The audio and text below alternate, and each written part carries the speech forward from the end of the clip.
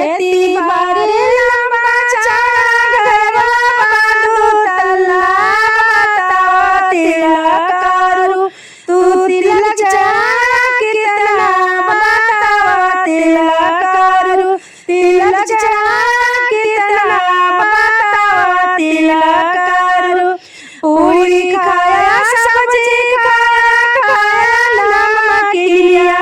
पूरी खाया सब्जी खाया खाया तू दुनिया बतावा सले तिल करू का बेचा तू माहिनिया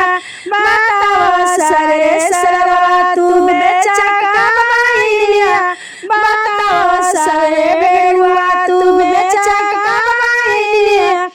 खेती बाड़ी लंबा चौड़ा घरवा दू तल्ला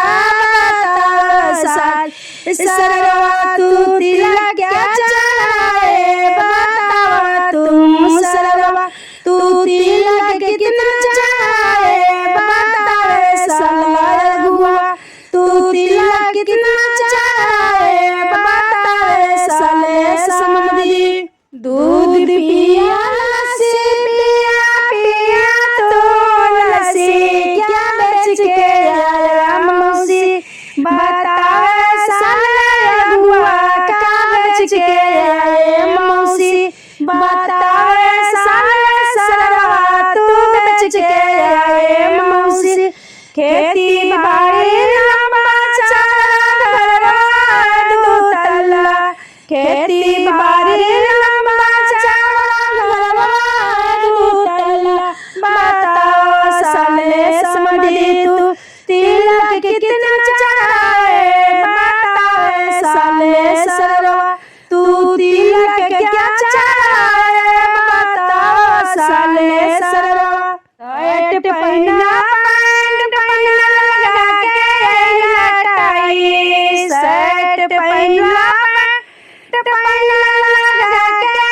लटाई बतावा सले सरवा का बेच के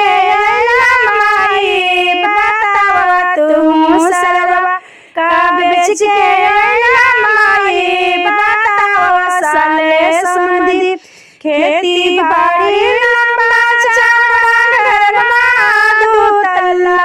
बतावा सले समधी तू तिलक कितना चढ़ाए